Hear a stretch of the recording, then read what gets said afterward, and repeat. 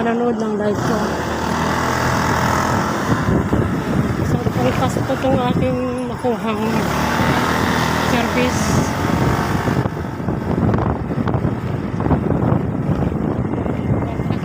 Salamat ko na kahit pa paano hindi naman ako natambay sa bahay.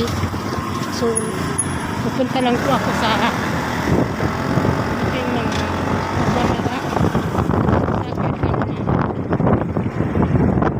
Dati kong mga customer.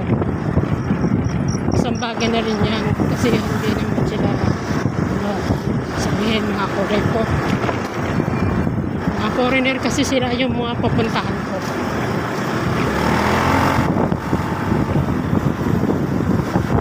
Kada 6 na buwan, nauwi sila dyan.